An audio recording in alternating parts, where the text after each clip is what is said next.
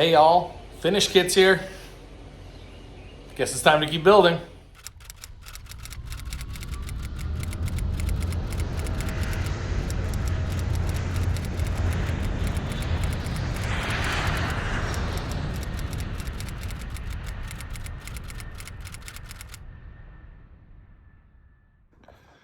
Okay, section 34. Here we go. So far, no problems at all. One little thing, one little gotcha, and I don't know if it matters, but when you get to the section of drilling these hinges, the instructions have, you see how you go every other? The instructions show it like this. Now, when I cut my two pieces, 16 inches, 16 inches, one side had this piece here. The other side was correct. So I went ahead and I recut a new section so it works like the instructions say. I don't know if it matters or not, but I was willing to take the risk that it mattered. So just pay attention when you're cutting them. You might have to sacrifice one section to get the cuts the way that the instructions show. But that's so far really the only gotcha in this section. But I literally just started this a couple hours ago. I'm done for the night. And then we'll keep going and working on this, and I'll fill you in as I learn more. So I haven't really made much progress here.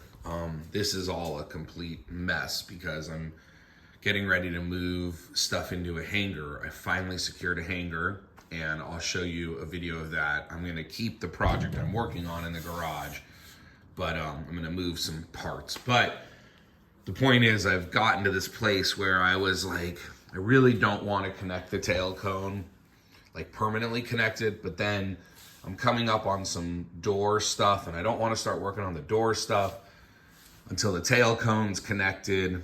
And so I might just like hard cleco it in and not actually rivet it.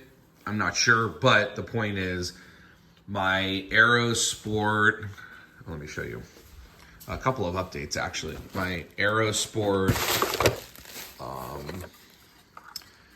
air system, like shut off valve came. So that I'll get installed. I went, because I was not super happy with the Stewart Systems paint, but I don't want to blame them because it could also be me, but for fun, I'm going to try some Sherwin-Williams paint. They were very helpful at the Sherwin-Williams automotive store and had some really good looking primer for 20 bucks and a great spray can. So check out your local Sherwin-Williams, but they matched up paint to my interior carpet. And then they also matched up paint, I don't have a sample of that, but to my Aero Sport side panels. And I'm gonna give this paint a try. It looked really good, and they were really helpful with how to apply it, and it's a lot cheaper because I can get it mixed up in 8 ounces. Like this was 16 ounces for like $33. And then the hardener was $40, but this hardener will last me for like 5 gallons, which I will never use.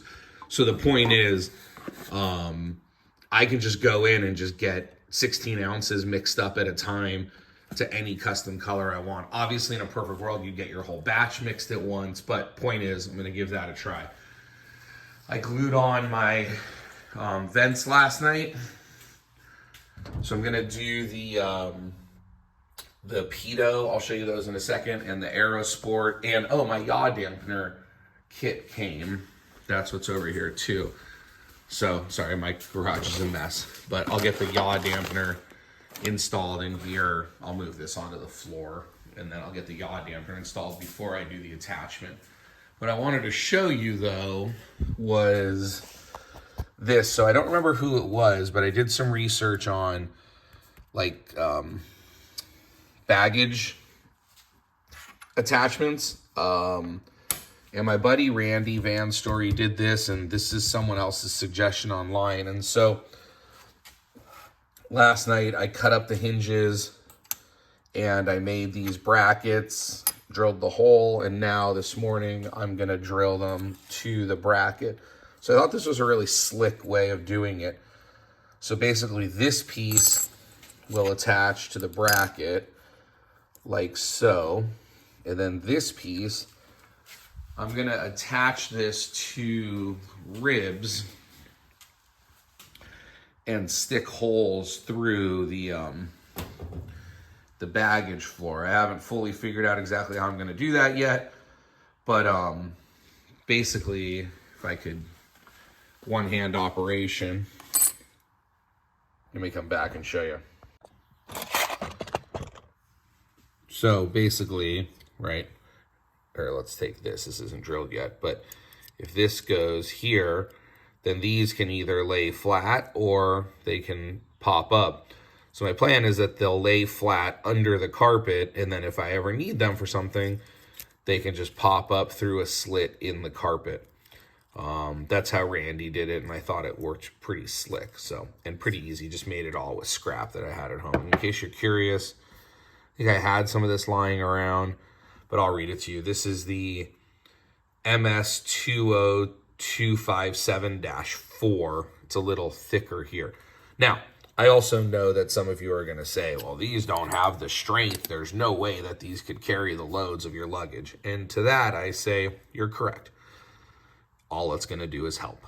It's not designed to carry thousands of pounds of load. I think the most you could put in the baggage department is probably around 100 pounds anyways, and these will absolutely secure 100 pounds of luggage from jumping around. All right, so I'm super happy with how these came out. This is upside down, just to show you. So I countersunk both sides for a double flush rivet. And then I just kind of smoothed out the edges to make them match. And so really happy with, again, how these came out. I'll figure out how to get them mounted here when I get to that step, and I'll let you know. Hey everybody, I want to apologize. It's been like 7 months since I filmed the original videos of me doing the baggage floor area, and I never did kind of a conclusion. So I'm way fast forward now. I got the cabin top on and all that stuff, but basically I wanted to show you where things ended up. I did the access doors here. You can see on that side. I did the baggage like cargo attachment here and there. So I just basically intercepted rivets here and added one more. So they're, riveted to a stiffener, and then they're riveted to a rib there. So they should have pretty good strength. Again, dude, I'm not transporting 1,000 pounds of cargo. It's for if I'm bringing home barbecue and I want to put a strap on it so it doesn't bounce around, or a backpack or something. That's it. So I'm totally okay with it. And then again, the way that I'm accessing the step is I did the bolt upside down. So the bolt comes up like that. There's a large enough hole on the bottom of the airplane for a ratchet to get through. And I'll probably just leave that hole open to let any moisture or anything seep out. I mean, you can put a Wilkie button or something on it, but I'll probably just leave that hole open, to be honest. And then if I remove this plate, I could then, with a ratchet, get to the hex nut on the top, because if you try to access the bolt from the top, it's behind this access panel. This one's not removable. That access panel is also not removable, so I haven't put it on yet, but doing the system where you drill the hole through and everything, you can't get to it. So anyways, that's where everything goes, and obviously you can see we're all attached, and that's a mess in here. So I will post a picture, but when I was on this step here, this trim piece was not fitting in, and I'll post a picture. And I thought I had these shims, I should say, done right, because I had one shim here which should match for this skin, the inside skin, But turns out both shims go on this side. I put the long shim on that side by accident. So I had to drill them all out. I'll show you what I mean here. If you go all the way back to page 29.8, you'll see what I mean.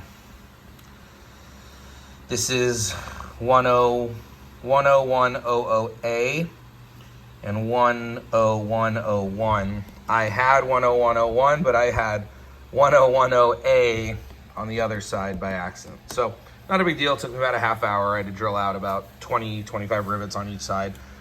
And now this piece fits perfectly. So there you go. Watching the 2024 Masters Saturday. Come on, Bryson. Let's see it. Bryson's my favorite golfer right now. Come on, come on, come on, come on, come on, come on, come on, come on. Ah, that's all right. That's a tough putt. That's what you got to do. So I got a lot done here today. The last video I showed you kind of the mistake I made with the trim pieces. So now I have both of those trims in there and everything lined up nicely. Then I was able to get that trim piece in, get this on, and then I did a lot of drilling for that and then got this on, and you got to do some final drilling there, and got the one on that side and do some match drilling there. And so I only had a couple hours to work on the airplane today, again, more baseball with the kid, but boy, this whole little baggage area is starting to come together. So I haven't looked ahead yet, but I assume we do that piece. I think we do that next. And then there's a little triangle piece that goes right here. I assume we do that.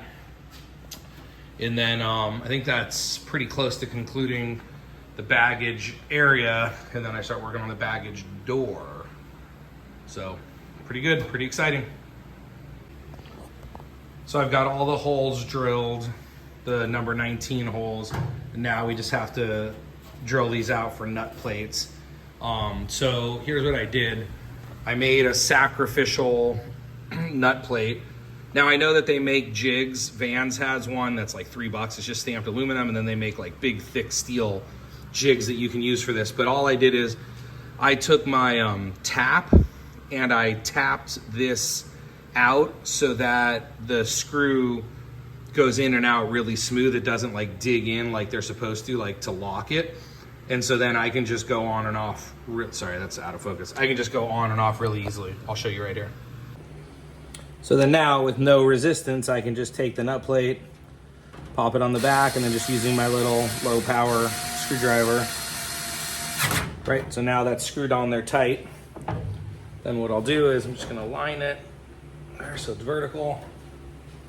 I'm gonna do my first hole.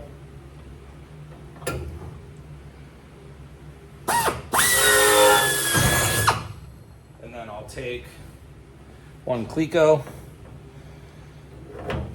and then I'll do the second hole, and then we'll move on to the next.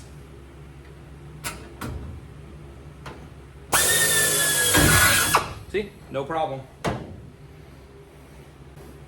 So another thing you can do, which I think is just as easy, is you can drill it in from this side. So now I have kind of a template, like a jig. So then you can just pop that in the hole like that. And then you can just drill like this, whichever's, you do it from either side, but whatever's easier for you. I like having it on there tight so then I have one hand free. But you could easily drill your first hole, Cleco it, so whichever works for you. But again, the trick is getting in there with a tap and cleaning this nut plate out so it doesn't have that pinch in it anymore.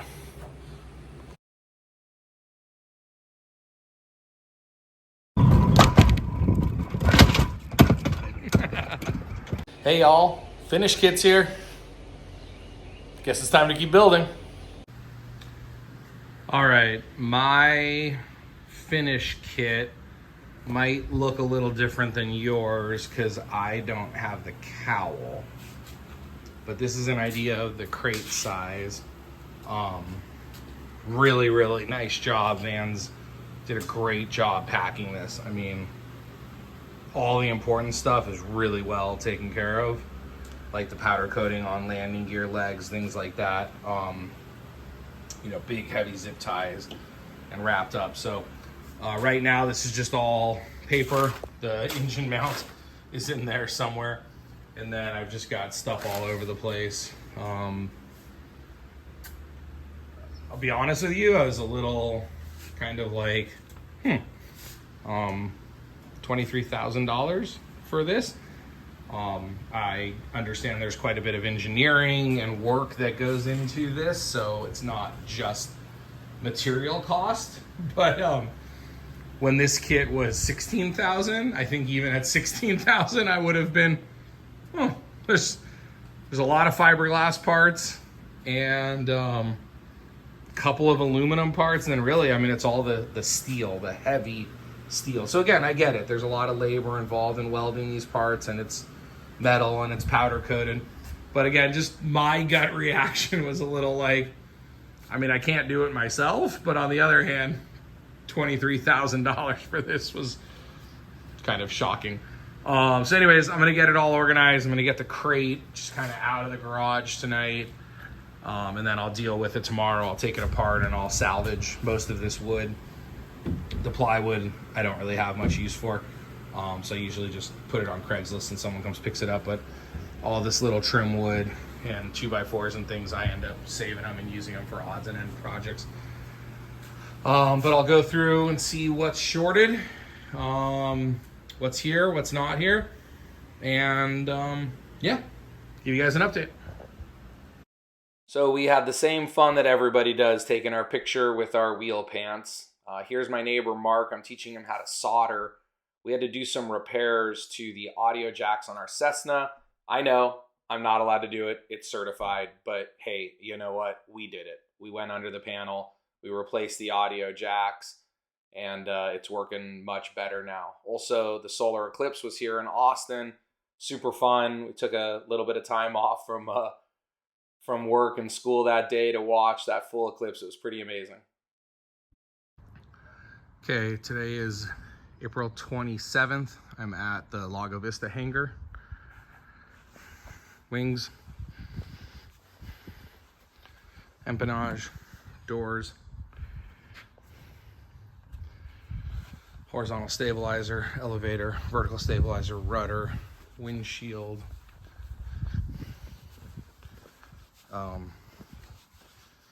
avionics deck, cabin top, all windows, gear legs you can see sticking up, engine mount,